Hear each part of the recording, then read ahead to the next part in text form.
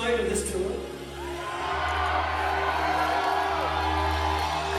Which means it's a first for many things, and you may, or you probably don't know, that we're working on a new album, my friends. And we just thought we might play you a new song that no one's ever heard before. Would you like that, Santara? This is the first fucking time we're playing this song live. Nobody in the whole world has ever heard this before. So please forgive us if we fuck up. And we will fuck up. Oh, fuck. This one is called Surf Squid Warfare! We're, like always, we're back in Lübeck, in lovely, frigid northern Germany in the middle of winter. I can think of no finer place to be. Recording with Lasse, as it hasn't changed. He still says, "Can you do that again?" 100 times a minute. You know. My favourite ever Lasse quote. Oh, that was great. Do it again, but try not to suck so much this time. We've worked with Lasse Lemur on every production so far, and well, why change that? We're looking forward to recording with him again. Do it with less suck this time. Do it with less shit.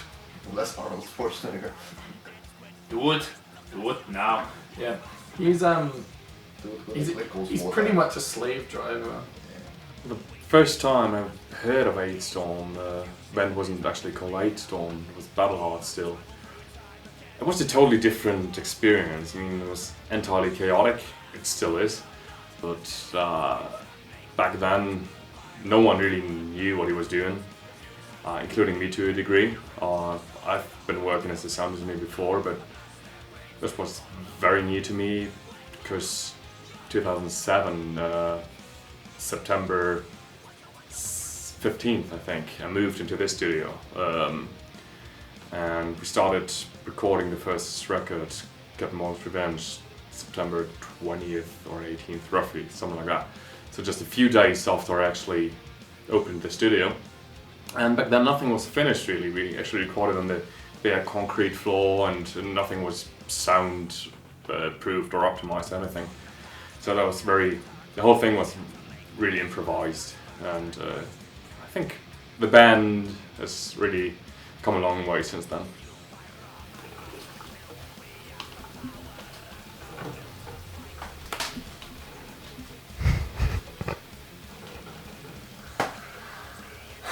Ahoy everyone, welcome to the studio. It's day one, and we're on the rum flavoured coffee. Ahoy, yar! Hell yeah, we're drinking rum. Yes, I was quite happy actually, because of course the band's free to choose to work with whomever they want, but I'm definitely happy that they came back, because I like working with the band and with the guys. And I also think that the final result may benefit from, I'm not even going to say from my expertise. There are other experienced engineers that have a lot to add, but from just the way, it's a very unique thing. The band and I have grown together in a way, and this whole process, the way we make records, is unlike anything else really. So it's probably easier for the band as well to come back and work with me. I mean, of course, I also hope everyone's going to love this album. I think it's, again, without trying to sound completely cynical, I think it ticks all the right boxes. Like, there's epic bits, like, you know, I kind of think 1741 is the best, you know, epic folk, call it battle metal song ever. Like, you know, better than anyone else has ever done. I just think it's really, really good. And I want to say that. I know you're not supposed to, but I just think it's a wonderful song. I really hope they react well to the album, because I fucking love it. It's probably my favourite yet, but I say that about every album because I guess it's new and exciting. It's going to go down well. I think, because a few people have been out go, what the fuck, to things like, you know, the rap section in Hangover, the just the sheer existence of Wooden Leg. It's You're gonna get, oh, Alestorm again, playing stupid songs about legs. What will they think of next? What will we think of next? It's at the very core of it. It's still a very Alestorm album. There's still a lot of not like piratical nonsense and fun sort of riffs and solos and catchiness, but there's also a lot of sort of pushing either end of the kind of madness, but also technicality ends of things. So I'd hope it would push the sort of music to maybe more people, but it might end up alienating some people as well. It's kind of a very hard thing to gauge at the moment without having a sample group to play the album to, you know. So I'm looking forward to the response from this in the next few months when it starts going out to the public and the journos and stuff. I hope they'll all buy it. Then, how do I hope people will react when they hear the album? Positively? It's difficult to say. I mean, some of it's as you'd expect from an Alestorm album, some of it definitely isn't. I hope it just is grand. Yeah, they better fucking like it.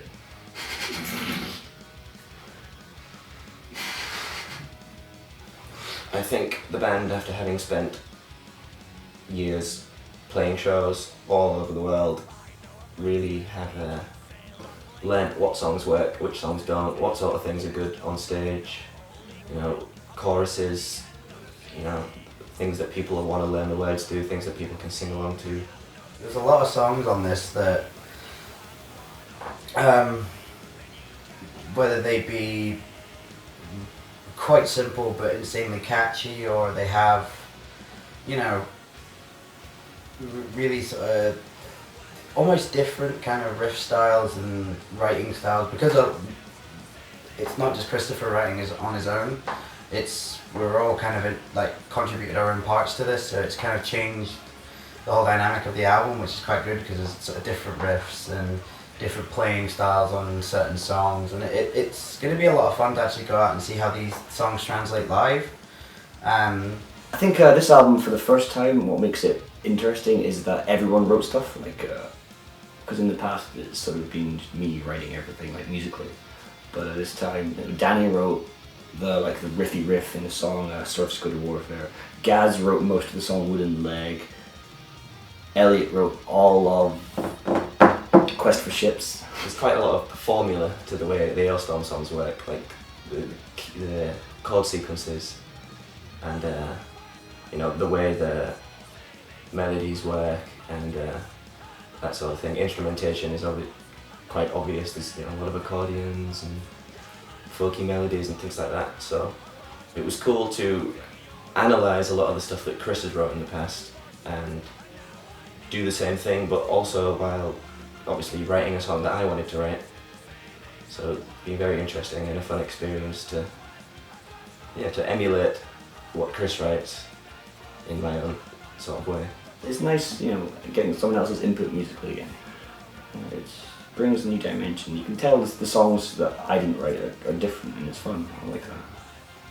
This was my first Alestorm record, so it's probably quite a good time to do it because having already been in the band for a couple of years, I've got used to both the people and I know the music style inside out now, and it's cool to start joining in with the creative process. What is it? It's Pink Pirate. What is Oh. that? Pink Pirate Raspberry is based on original premium Caribbean rum infused with delicious and fruity raspberry flavour. Enjoy Pink Pirate mixed with Sprite and a dash of lime, served in a long drink glass or on the rocks. Yeah. How can you make Pink Pirate gayer? Just mix it with Sprite. Needed that Sprite as well.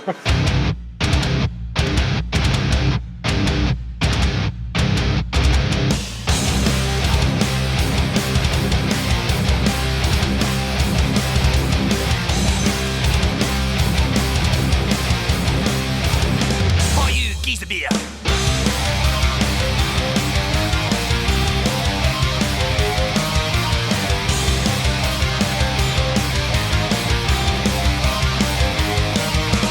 Piracy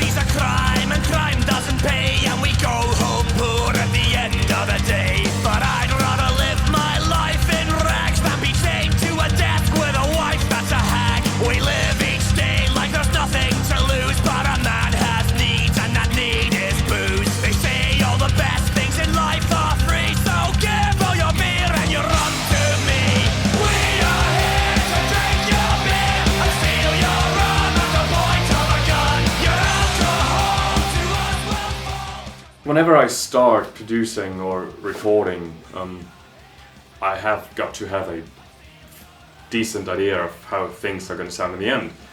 And so I actually, before I even place the first mic, I know where I want to go, roughly at least. And usually it starts with the drums. Already knew back, like when we started recording drums, so when we are going for a cleaner, punchier drum sound. So I'm using a lot of direct mics, close mic stuff. If we're talking about Pete's set, which is fairly big, we've used it on Back to Town, the last record as well. It's got a lot of like 5 toms we're using and a lot of cymbals, so I can't really get away with the regular 2 overhead microphone setup. 15-inch AX China, then AX 8-inch Splash, 14-inch HHX Evolution hi-hats, 14-inch AX Dark Crash. I have to go through all of them? Probably should. I've started now. 18-inch AX Metal Crash, then 2 splashes hanging over the tongs. That's a 10-inch HHX. A 12-inch AX is an 18-inch Explosion Crash. I don't remember if that's the right or left one. And there's a 13-inch set of AX Fusion hats, which are really nice as well. And then I have a 16-inch HHX Evolution Crash, then an 18-inch HHX China, and the ride cymbal, which I just got, which is a 22-inch hand-hammered fucking beast of a thing with an enormous bell. It's like the only at the bell. It's the loudest bloody thing I've ever played, but it's lovely. What we're using for the drums is, besides direct mics for all the toms, the dual mic snare drum and dual mic kick drum, is we've got 4 overhead mics. It's 2 spiced pairs. I'm trying to capture the cymbals in pairs. So we've got 1 mic for 2 cymbals, and on top of that, individual mic for both hi-hats. There's a hi-hat left and a hi-hat right, and also for the right and the chinas, just to have full control in a dense mix later to be able to fly in the china or the hi-hat or the right or whatever is needed. I had Trick Pro 1Vs, which is the Bigfoot version of the double pedal. It's really nice pedals. They're all sort of aircraft aluminium and incredibly well manufactured. And I've used like a bunch of different pedals, but they're the only ones I would actually take to the studio and are actually practical for touring. You know, they don't fall apart or rust or anything. So I've been using them. And I just got another set when I was in Chicago last time.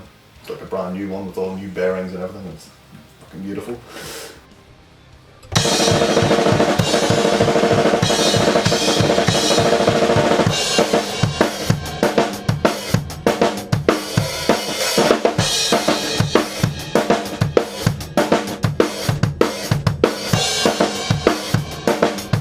Well,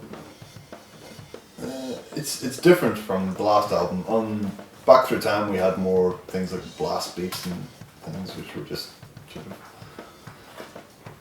thrown in for the fun of it because I knew how to do them. I think this time the crazy drum bits fit the songs better.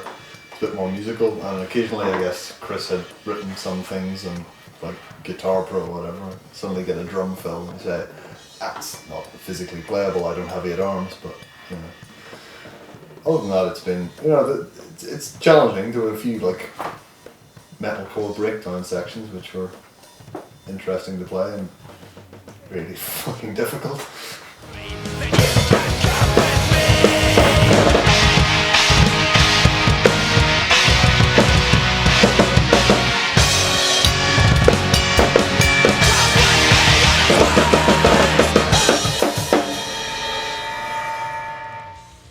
Recording with Lassa is interesting. I think he's a massive perfectionist and he wants to do everything sort of as natural as he can, and as much of it can be done in one take as possible. I remember the first time around with the Back Through Time, get his voice through your ear. And it's like, I thought I'd done quite well or something. And it's like, yeah, that was good. Yeah, try and do it again, but try not to suck so hard this time, which was upsetting. Yeah, I'm a perfectionist. I'd even say I'm an anal cunt really when it comes to tracking. And this is where I think some producer's experience comes in. It's not, my job as a producer is not really to get the good vocal sound or the good guitar sound or anything, but to also read the musicians. I have to know how far can I push them and what are they able to deliver. At least with Alestorm, I know the band pretty well, so I know what they are able to deliver, what every single person can do, and how far I can push them. And obviously that's sometimes a bit frustrating. Don't even want to say they're always frustrated with me, they're often frustrated with the whole situation, sitting in the booth and doing the same thing for like 50 odd times or whatever. Yeah, I mean, Surf Squid started off with that big so just sounds really simple, but it's actually kind of knackering. And I was like playing this stupid fucking 4/4 beat on the hi-hat the entire way through it. It was like, this is what the Beatles did for the entire back catalogue, and my right arm's knackered after about 30 seconds of playing this. It's crazy. So I thought, give me a slightly more respect for Ringo Starr, or at least his wrist. Sticks, I have deal with Vader, who are also great. They print my name on things, it's lovely. Yeah, so they're grand. Although I started chewing up an awful lot of sticks because I got a new ride cymbal and it's got a bell on it like an absolute motherfucker, and it's terrifying. Yeah, the days I was meant to be recording, I initially recording, I think one of Lass's preamps or something had broken, so we had to wait around for a few days. So he took me to his band's rehearsal space, which was a bunker in the middle of nowhere, and it smelled like only practice rooms can smell. But I sat and played songs for about 3 or 4 hours at a time. Managed to actually learn some of them, which is great. Very helpful.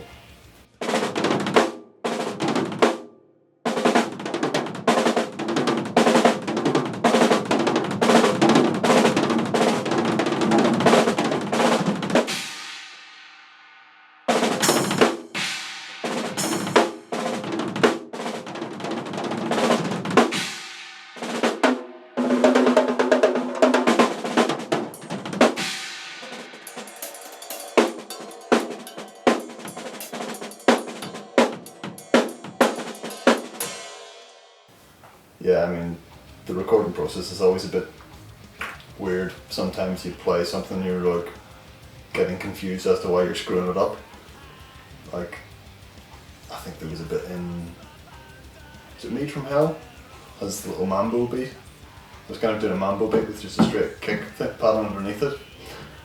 And I can do this completely easily. But I was sitting for like an hour practicing this going, why are my hands not working? And I think it was, I'd just been playing too long that day. Went to bed, got up and did it like first take the next morning. Yeah. Pete wrote stuff. Pete wrote the ridiculous section in Sunset of the Golden Age. I think I wrote the most difficult bit, so that was my fault.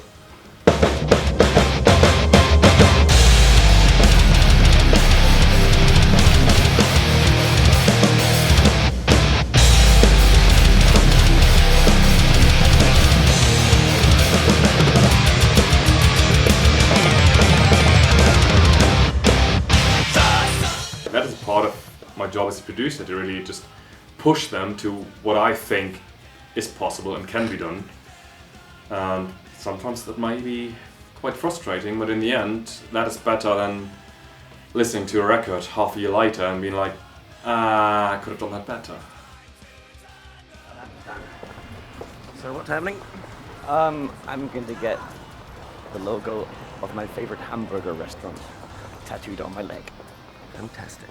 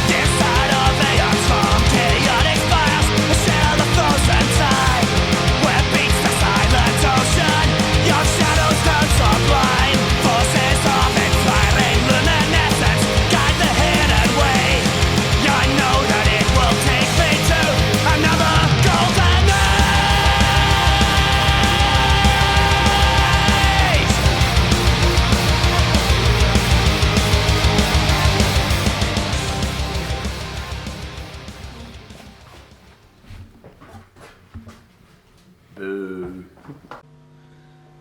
I'll plug it in just for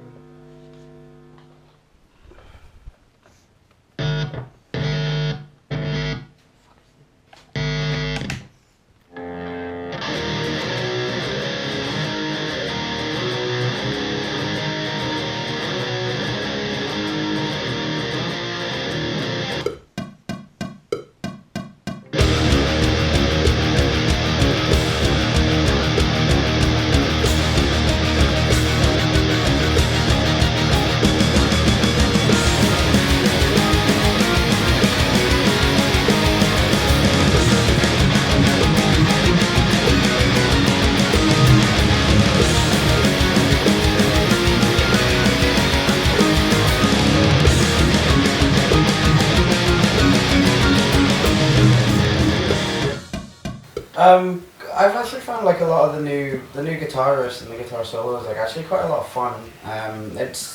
It's nice to sort of feel challenged coming into the studio. Not like you're very confident in yourself. Like you can just go in and play it. Like you can actually go in and push yourself. And actually, when you hear it back, you're actually really impressed with what you've done. It's quite a nice change, especially the older Alestorm stuff was really quite simple and really quite easy to record. This has been a bit more of a challenge, and it's been a lot of fun to do so.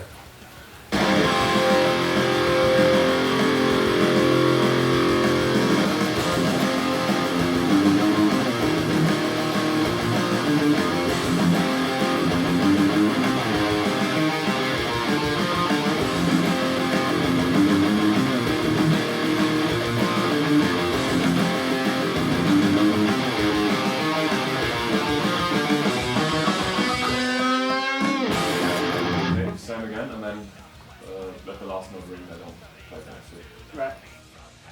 Usually for modern stuff, like the modern sound we were going for with Alestorm, I usually quad track.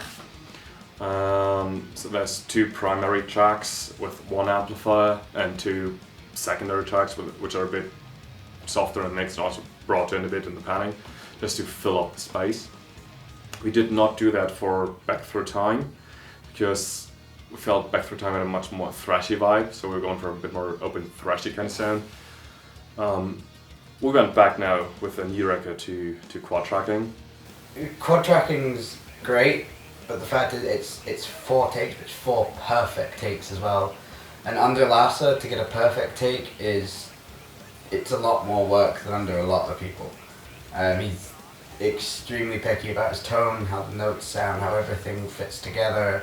So to get a perfect 4-track, even 1 simple riff, he'll stop you in the middle, tell you it sucks, and tell you to go back and do it again. It's never a perfect world, and then we always have to work with the material that we have. And with Back Through Time, the band didn't really have that much time to practice, to be honest. And this time around, Danny was very well prepared, so we could easily quad track everything and not waste any time on like learning the songs beforehand. For a 16-bar riff, that'll happen 30 times before he's happy with 4 takes of it. So it's a total pain in the ass, but I wouldn't have it any other way, because the album wouldn't sound as good if he didn't push us for it. So I can't complain too much, but I'll also like to complain.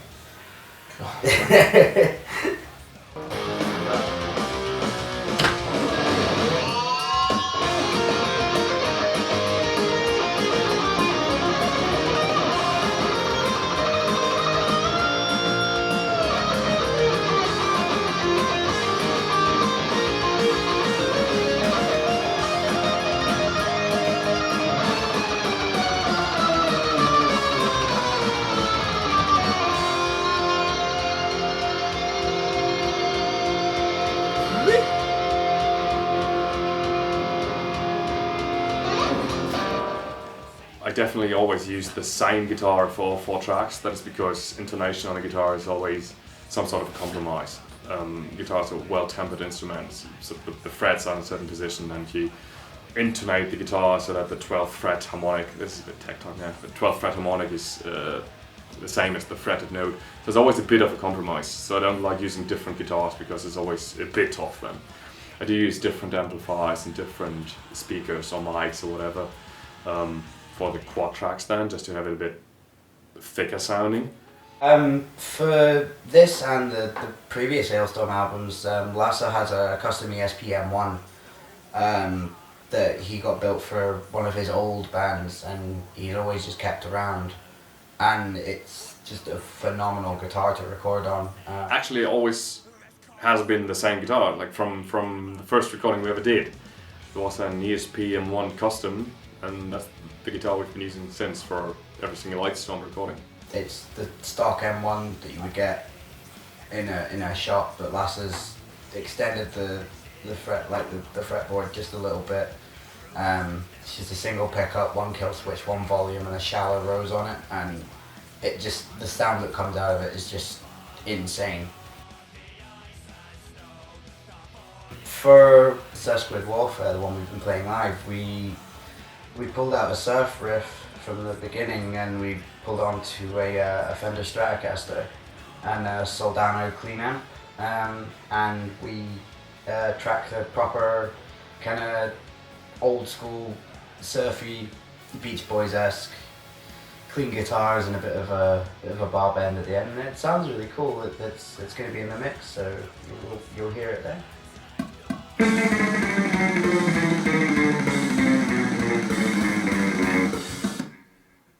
then find a good sounding chord.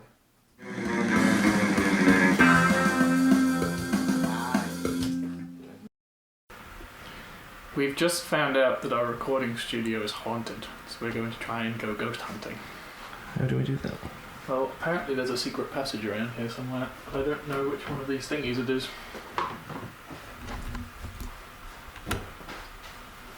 And there we go. It's pretty terrifying. Holy crap. Oh, fuck with spiders, I'm scared of those.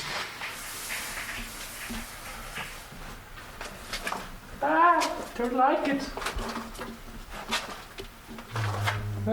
Did you hear that? No, hey what? I heard a scary noise. I didn't. I don't like it at all. I don't like these shadows either. Holy. I heard something, I heard something, I heard something, I heard something, I heard something, I heard something. Oh my god!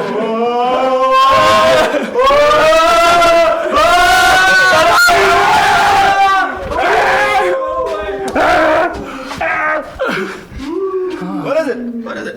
I think that might have been the ghost.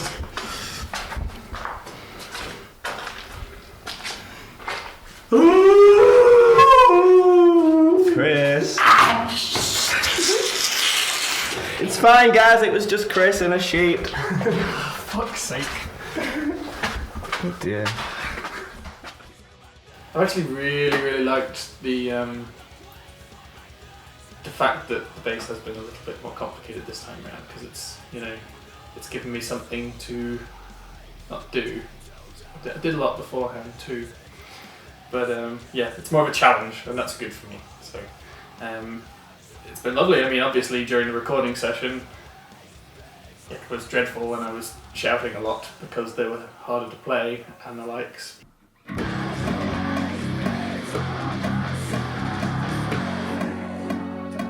Hold it, or Is it? No. no? No, I think it's just a bang. Oh.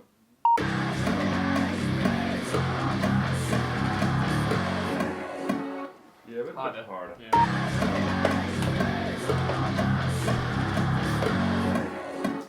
Shorter.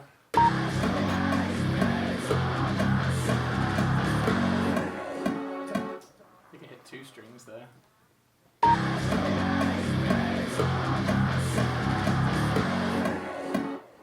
Harder.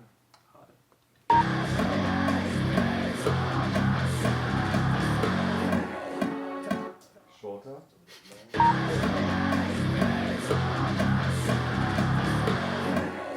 Harder. Okay, shorter. It's hard and short. Yeah. I use this.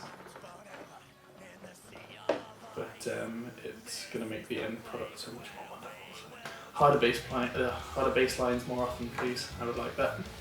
I usually record bass guitars after guitars, which is like coming from your regular jazz or rock or whatever setup is a bit unusual really, because there's drums and bass and then guitars. In a metal scenario it's a bit different though, because you've got quad track guitars and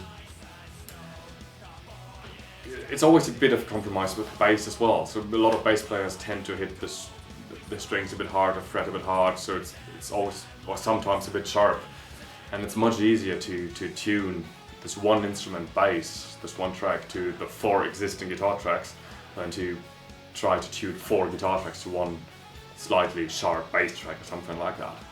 Basically, there was a whole 2 strings of a bass guitar that have barely ever been used in previous albums, you know. As far as the last album goes, I can't remember. But on the album before that, the only song's Keelhauled that uses the top string, and that's only for one song, and that's shameful. So yeah, so on this album there was a couple like Mead from Hell was a pain to play. It was quite tricky. I think it was about 100 takes there, and but yeah, Magnetic North is wonderful. It's got like these little disco beats and stuff, and yeah, using lots of fingers and so it just goes, yeah.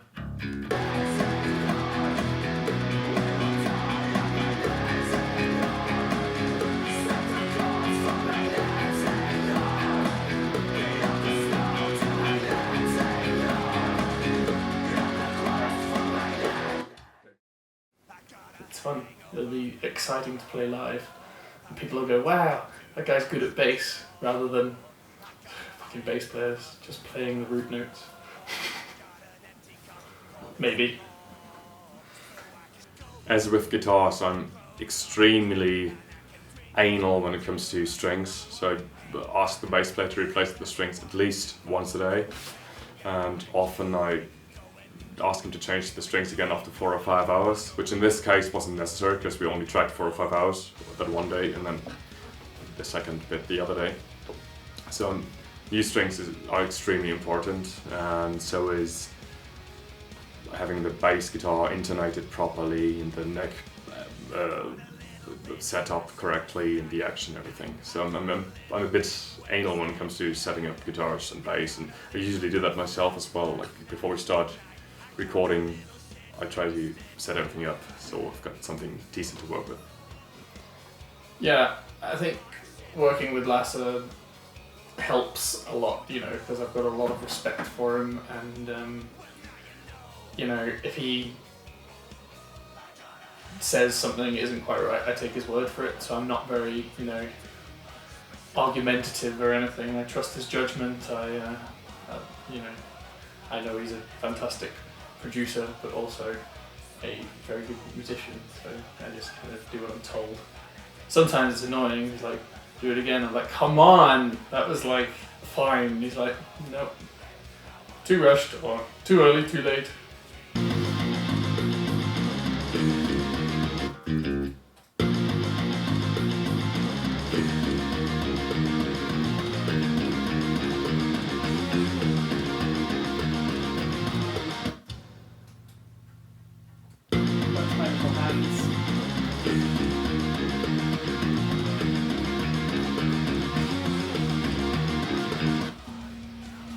Nightmare live. We play it slower live. Pretty sure that's not going to happen. We used the same bass, actually we used on all the records except for Back Through Time, I think. It's an ESP Horizon bass that's discontinued now. I bought it off eBay I actually stole it. It was like buy on and I just had to get it, and it sounds magnificent. It's a PJ style bass guitar with ebony fretboard. I think it's all the body, I don't really know, to be honest. It just sounds good. And I put some EMG pickups in it, which I always like because they just record so nicely.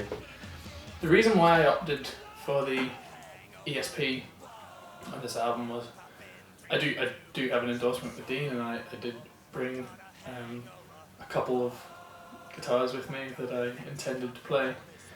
But Lasse, once again, insisted that I use his bass, and I trusted judgment, like I've already said, so yeah. So I ended up using his now discontinued ESP Horizon. It's wonderful, and it did sound good. It had a nice attack, and that's why we opted for using it in the end. But we did try every option. You know, we restrung everything and recorded a song on each bass to see what would be the best option. And like I said, Lasse insisted that I use the ESP. So yeah.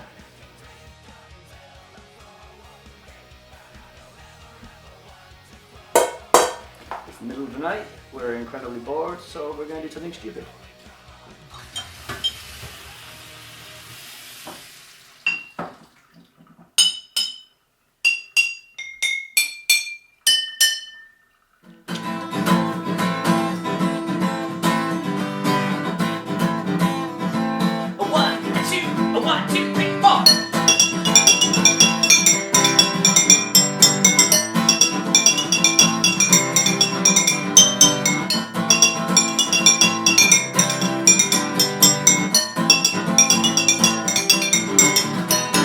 Friends, I stand before you to tell truth most dire. There lurks a traitor in our midst who hath invoked the captain's eye. He don't deserve no mercy, we ought to shoot him with a gun. But I am not an evil man, so first let's have a little fun. We'll tie that scoundrel to a rope and throw him overboard. Drag him underneath the ship, a terrifying deadly grip. We'll kill all that the villain of send him down to the depth below. Make that bastard walk the plank with a bottle of rum and your po-po. Kill all that the villain of send him down to the depth below. Make that bastard walk the plank with a bottle of rum and your po-po.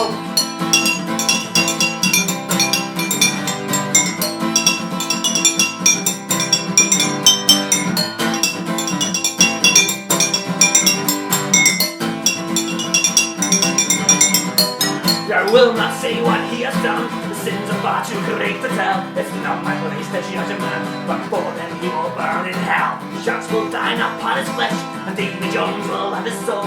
Take his body and his heart, he won't eat them where he's gonna go. But first let's tie him to a rope and throw him overboard. Drag him underneath the ship, a terrifying deadly trip. Oh, kill all that the thing that will send him down to the depths below. Make that bastard walk the plank with a bottle of rum and yo ho ho. Kill all that the thing that will send him down to the depths below. Make that bastard walk the plank with a bottle of rum and yo ho ho. So what's for dinner, Christopher? Having a pasta and bolognese sauce, but I think it needs a little something. Oh, hi! There. You're gonna regret that. Yeah. Ram for dinner, ahoy!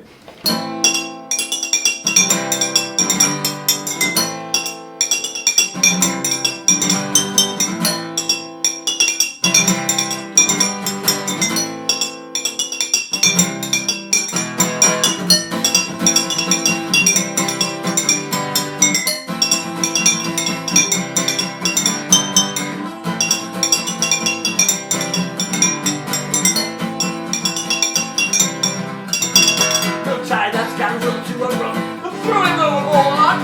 Drag him underneath the ship, a terrifying deadly trip.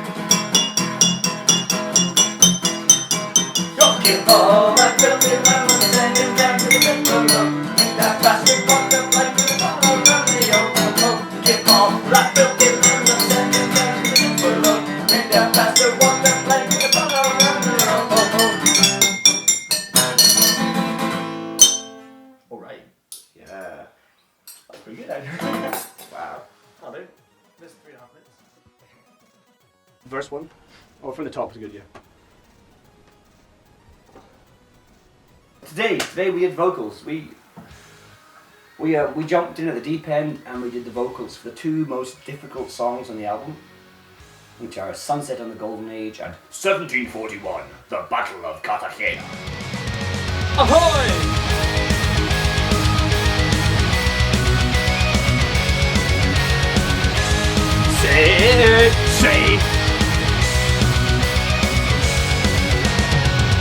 sailing the raging seas to distant lands unknown.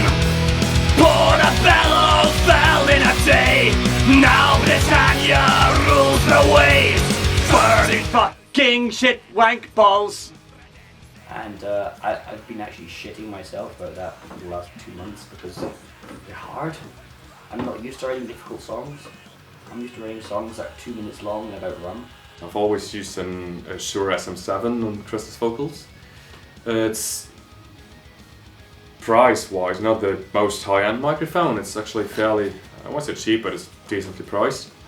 It's a dynamic microphone, and it's just very natural sounding, but it takes compression and EQ very well, and that's quite important in a metal context because you just compress the shit out of other vocals just to fight or sit on top of a dense metal mix. I like drinking mead when I record. I know it's a complete cliche and I feel like an awful human, but it's actually really good because it's honey. It's like, a lot of people drink honey tea or ginger tea or whatever, just something nice and thick that coats the throat, and mead is the drink for me, ahoy. And it really helps, but recording vocals with Lasse in the studio is, it sometimes hurts. I think, yeah, that's fine, one take is good. And he goes, no, I didn't like the way you pronounced that word, or needs more power in this letter. A couple of drinks, that's all of pain. I stood up on my leg, I began to fight again. When all of a sudden, can you believe, a cannonball hit me in the other knee? The lyrics on this album, I wouldn't necessarily say they're stupider. I mean, the last album made some ridiculous stuff, like, Swashbuckle was stupid, that was just mean.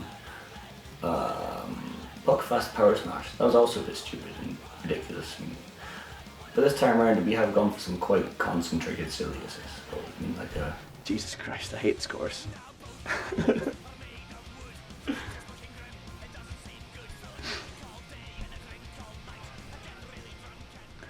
Wooden leg, wooden leg, wooden leg!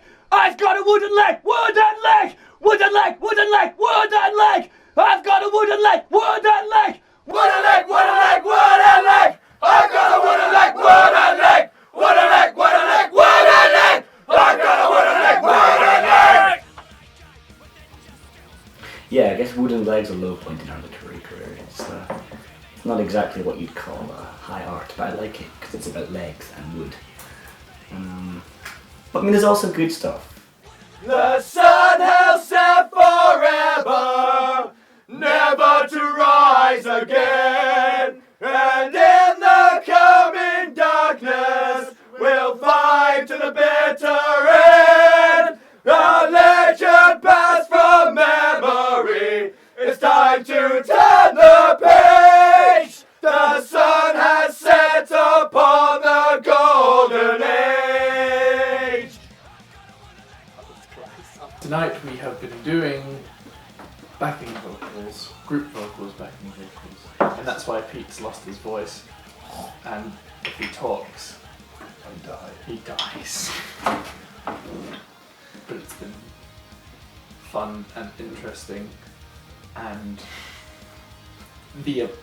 I got to say arseholes. It was a challenge. No, it was an absolute joy It's a fucking to be challenge. able to say arseholes that many times into a microphone and mean it. Far beyond the ice and snow, a voyage carries on. For blood and gold, we sold our souls. Redemption lies at magnetic north. I mean, say arseholes, but try and not laugh. Stop being funny. I've never been surrounded by so many people shouting and meaning it. Never been surrounded by so many arseholes. Obviously, the last album, Back Through Time, had the song Death Rose of the Terror Squid, which had the big epic black metal section in the second half of the song with the screamy vocals performed by Ken from Abigail Williams. And that was obviously the first time Alestorm had ever done anything like that, and a lot of people were confused, but it's turned out to be a good live song, and it's an interesting one. I think a lot of people like it. It's opened up to a bit of a wider fan base, and obviously we wanted to capitalise on that for this new album. Usually with the regular part kept in vocals, I'm not going for the perfect take, like pitch-wise for example, or timing or anything. I'm really going for vibe, because that's what essentially makes the song and sells the record, to me at least. So whenever a take feels great, I'm using it, even if the pitch is slightly off. And for screen focus, we use the same microphone because it takes compression so nicely. We use the same compressor as well, but I'm looking a bit more for timing, because the screen vocals are often used to add some sort of percussive element to the lead vocals that we're using with Chris. Yeah, I've performed quite a lot of screamy vocals and growly vocals, and there's the section in Magnetic North where halfway through what sounds like it's a pop song, halfway through it changes and turns into a ridiculous metalcore breakdown with a bass drop, and I felt like I had dreadlocks and came from Brazil while singing that, but it was a lot of fun. So delay, condemned to die, empty promise encased in ice. One by one, our time has come. Death awaits, big for the sun. And I hope people like it. I hope people don't hate me. Where is Chris? What happened to the pirate voice? Yeah. People are gonna hate me. So me and Elliot went to the shop, and Peter over there decided he really, really wanted ice cream. So he sent me a lovely text message. It goes, I'm going to lock the doors. If you pair come back here with no ice cream, you can brave the German cold together. I suggest you do the noble thing and let Elliot eat you, as there's not enough meat on him to sustain you through the spring. Through to spring. Ah, well, you know. Paraphrasing by making it longer. That's how it works. Did you get your ice cream? No. Bollocks. Oh well. It's nice knowing you. What was that, the stick? A lot of people, or a lot of bands recording albums, some of them play the live keyboard, some of them program it in with the computer. If you've got the budget for it, you can use a full orchestra and it sounds wonderful. Obviously we'll be having brass and real trumpets and trombone players coming in, and that's cool. But a lot of the keyboard parts just wouldn't sound human enough and wouldn't sound fun enough if they weren't played live.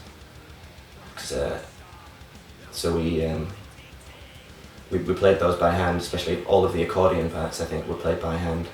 Yeah, I think some people when they watch this DVD are going to be surprised that we don't use a guitar in the studio. It's a very impractical instrument. It sounds like crap. Like the onboard patches on my Roland AX synth, which I have, I use it for live, it's good enough, but in the studio it just does not cut it these days.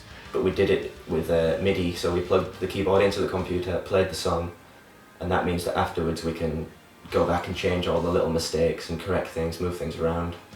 So it gives a very human feel, but also good for the recording process and getting everything sounding completely perfect.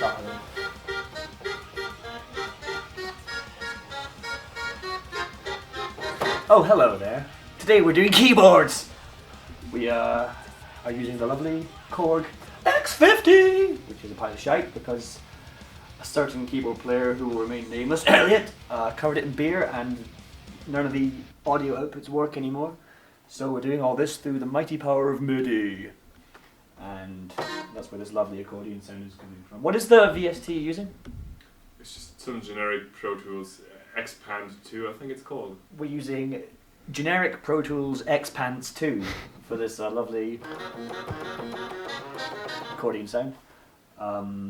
Normally we would use a real accordion, but real accordions don't sound like accordions. If you ever listen to an accordion, they just sound like someone doing this. Whereas this sounds like battles. Battles! Yeah. And we'll be doing some other things later on, like brass, with real brass trumpets and a violin. But until then, we're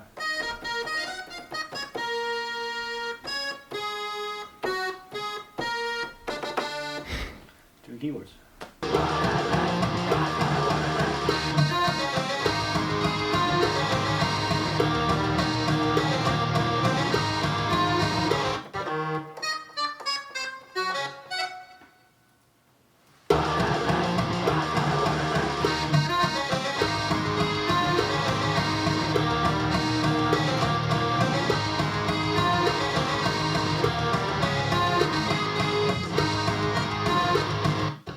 Of course, there are some keyboard parts we play, like accordion bits and some other things, but for the most part, all the keys are done with real violins, real brass.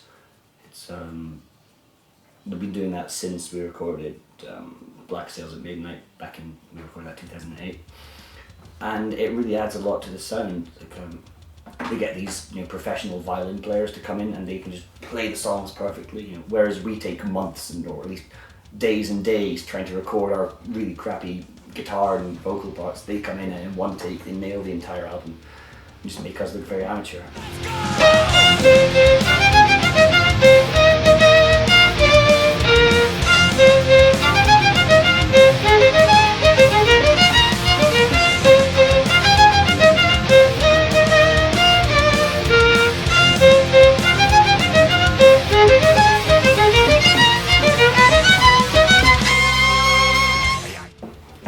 The same with the brass. We have a friend who arranges all the keyboard parts for real brass instruments like trumpets and trombones and things, and then they come in and they just play this stuff and it just suddenly sounds so much more huge, more epic, just more real.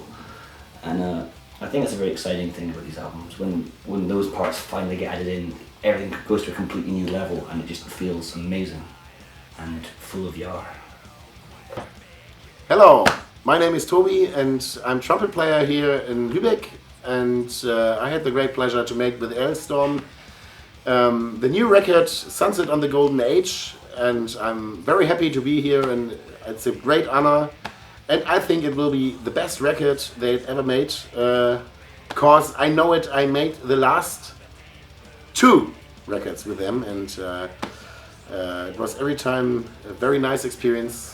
And I hope you will enjoy that. Far beyond the ice and snow, the voyage carries on. For blood and gold, we sold our souls.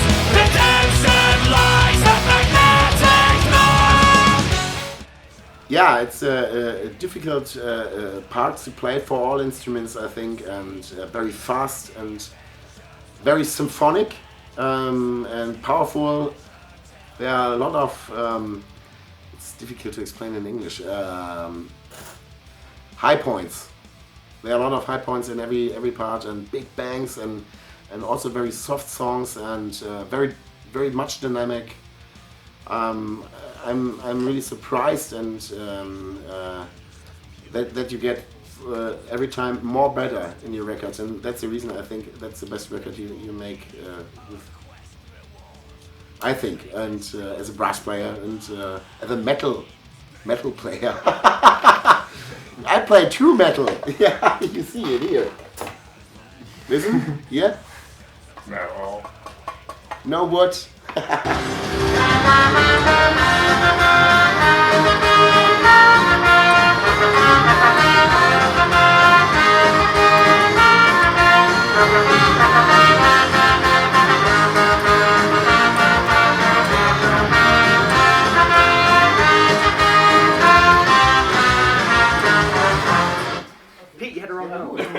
It's always cool to use as many real instruments on an album as possible, I suppose, especially on like a folk metal album such as this one. So yeah, I played the whistles, a high whistle, a tin Irish whistle, and a low whistle, which is a lot more difficult to play, and I had a hard time doing it, but it sounds really cool. It's a beautiful sounding instrument.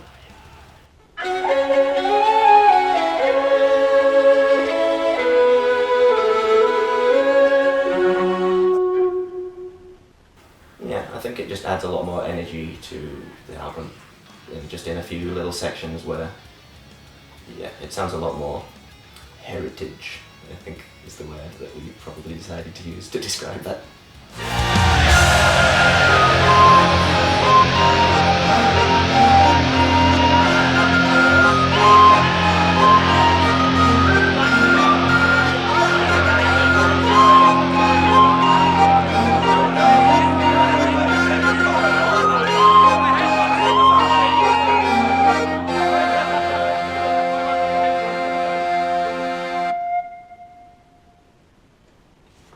I knew before we actually started from the midis that I was sent that this is going to be a pretty good album. And I'm always a bit like for me there's two kinds of great Alestorm songs. There's the kind of great song that works on a record, maybe doesn't work as well live because it may be too complicated, too epic, too big, too long, whatever.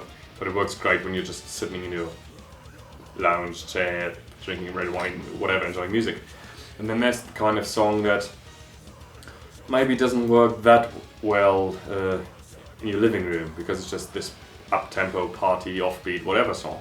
Yeah, I think the songs were definitely written with playing them live in mind. You know, I guess over, you know, a few albums you get to learn what the crowd likes more and, you know, what songs are more fun to play, sing-along choruses, you know, the more kind of humpa, but, you know, so I definitely think that we do write stuff thinking about live shows and yeah, and I'm just super excited to play all these songs live now because I'm sitting in the studio.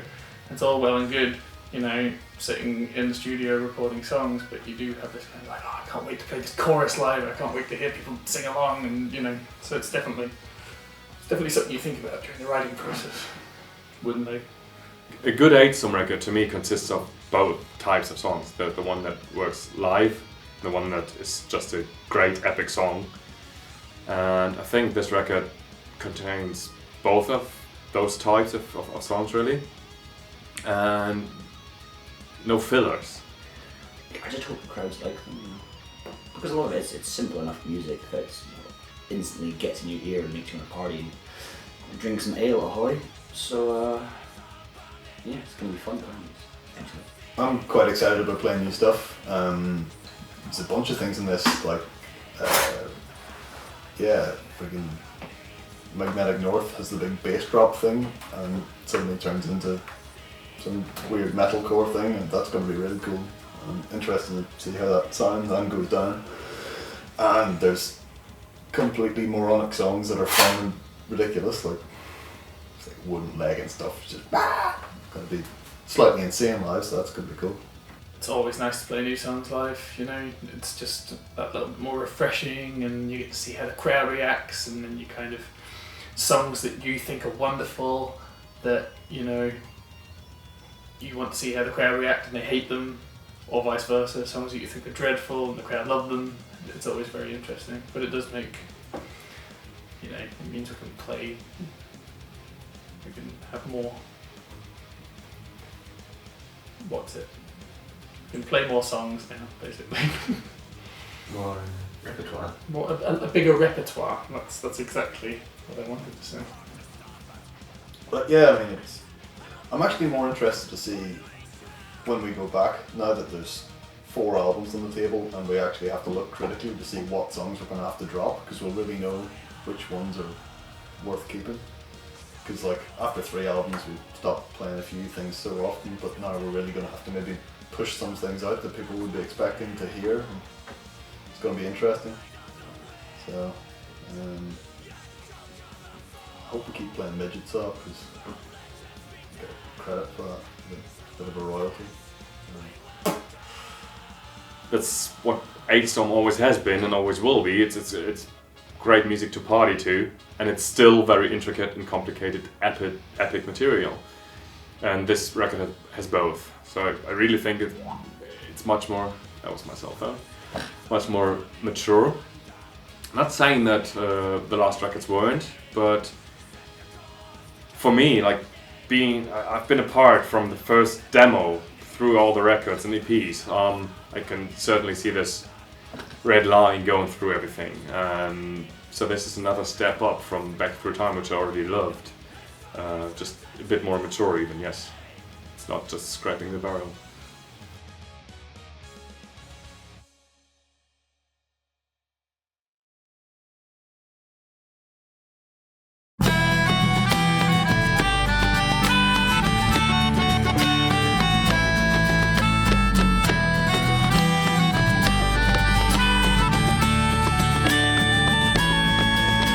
There's nothing more than a pirate loves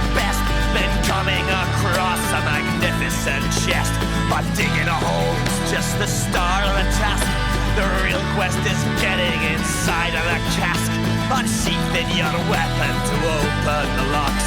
I'm finding the treasure inside of the box, and ride stormy waters through night and through day, till the poop deck is covered with salty white spray. Whoa, you don't wanna end up shipwrecked. Whoa, I'm questing up on the poop deck. Whoa, you'd be better off watching Star Trek. Whoa, I'm questing upon the poop deck.